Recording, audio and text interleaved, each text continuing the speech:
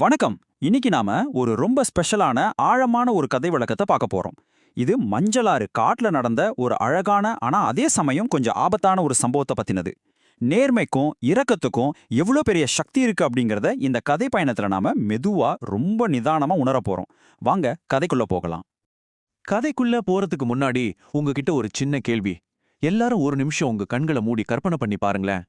எந்த ஈவிருக்கமோ இல்லாத ஒரு கொடூரமான அரக்கன் தன்னோட சின்னஞ்சிறு இரையோட கண்ணீரை பார்த்து உருகி அழுதத பத்தி நீங்க எப்பயாவது கேள்விப்பட்டிருக்கீங்களா? அப்படி ஒரு அரக்கன் நிஜமாவே இருப்பானா? இது கொஞ்சம் சிந்திக்க வேண்டிய விஷயம்தான். சரி, நம்ம கதை நடக்கிற அந்த அடர்ந்த மர்மமான மஞ்சளாறு காட்டுக்குள்ள போலாம். அங்க பல நூறு வருஷ பழமையான வானலாவிய மரங்களுக்கு நடுவுல எந்த சத்தமும் இல்லாம ரொம்ப அமைதியா வளைஞ்சு நெளிஞ்சு ஓடிக்கிட்டு இருக்கு ஒரு அழகான ஆறு. பார்க்கறதுக்கு ரொம்ப ரம்யமா இருந்தாலும் இந்த அமைதிக்குள்ள யாரும் எதிர்பார்க்காத ஒரு பெரிய ஆபத்தும் காத்துக்கிட்டு இருக்கு. அந்த ஆற்றங்கரையில மரக்கிளைகள்ல எந்த அசைவும் இல்லாம தொங்கிக்கிட்டு இருக்கிறது தான் குருட்டி. இது சாதாரண பாம்பு இல்லைங்க, 20 அடி நீளமுள்ள ஒரு பிரம்மாண்டமான மலைப்பாம்பு. இதோட உடம்புல இருக்கிற கரும்புள்ளிகள் இருட்டுல கூட வைரங்கள் மாதிரி ரொம்ப அழகா மின்னும். ஆனா சிறுத்தையா இருந்தாலும் சரி, புலியா இருந்தாலும் சரி, நொடி பொழுதுல அதோட எலும்புகளை நசுக்கிற அளவுக்கு அசுரபலம் கொண்ட அரக்கன் இந்த குரட்டி. முதல் பகுதி ஒரு கண்ணீர் நிறைந்த அவநம்பிக்கையான வேண்டுகோள். இப்ப என்ன நடக்குதுன்னு பாப்போம். அமைதியா ஓடுற அந்த ஆற்றங்கரைக்கு தண்ணி குடிக்க சின்னதா பயந்து நடுங்குற ஒரு மிலா மான்குட்டி வருது. அப்போ யாருமே எதிர்பார்க்காத ஒரு செகண்ட்ல கொரட்டி மரத்துல இருந்து மின்னல் வேகத்துல கீழே பாஞ்சு மான்குட்டியோட கழுத்துல மாலை மாதிரி விழுது. ரப்பர் மாதிரி இருக்கிற தன்னோட பெரிய உடம்பால அந்த அப்பாவியான மான்குட்டிய ரொம்ப இறுக்கமா சுத்திக்குது.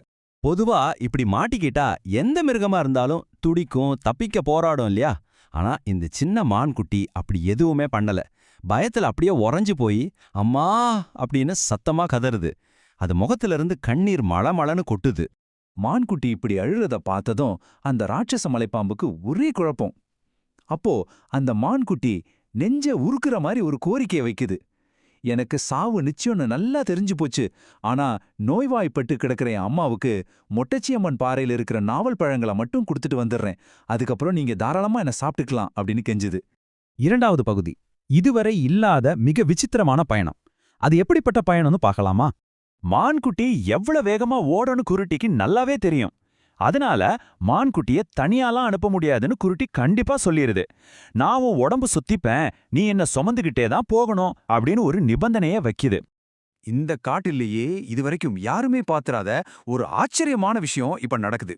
ஒன்னு, அந்த கனமான பயங்கரமான மலைப்பாம்ப சின்ன மான்குட்டி தன் உடம்புல சுத்திக்குது.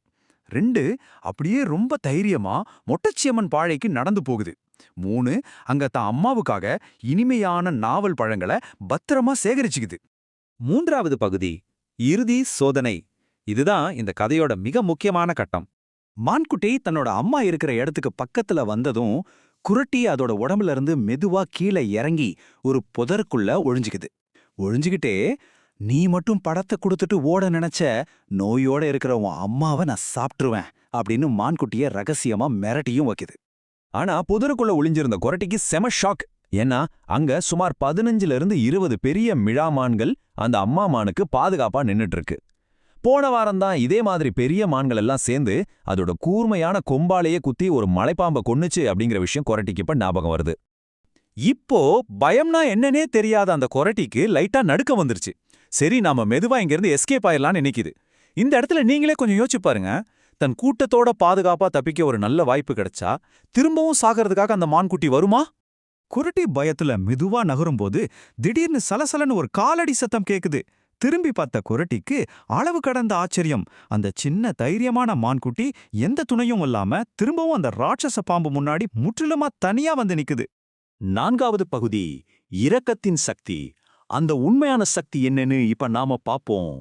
அந்த மான்குட்டி ரொம்ப மென்மையா குரட்டிக்கிட்ட சொல்லுது, என் கடமை முடிஞ்சது, நான் கொடுத்த வாக்கு காப்பாத்திட்டேன், என் அம்மாவை காப்பாத்த நீங்க செஞ்ச உதவிக்கு ரொம்ப நன்றி அப்படின்னு.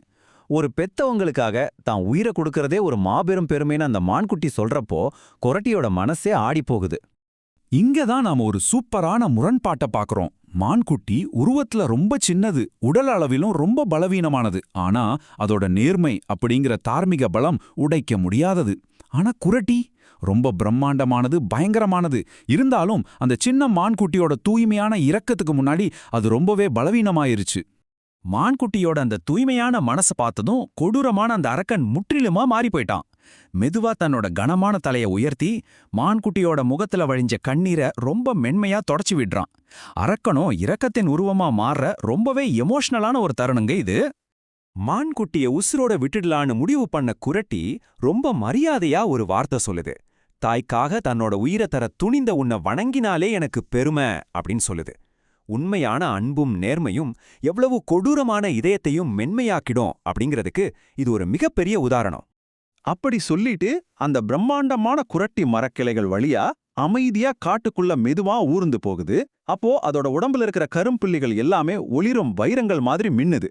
அந்த இருண்ட காடே இப்போ நேர்மையால கொஞ்சம் வெளிச்சமா மாறின மாதிரி ஒரு அழகான உணர்வு நமக்கும் வருது.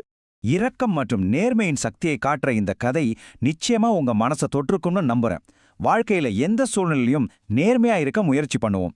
இந்த கதை உங்களுக்கு பிடிச்சிருந்தா கட்டாயம் லைக் பண்ணுங்க, உங்க நண்பர்களோட ஷேர் பண்ணுங்க.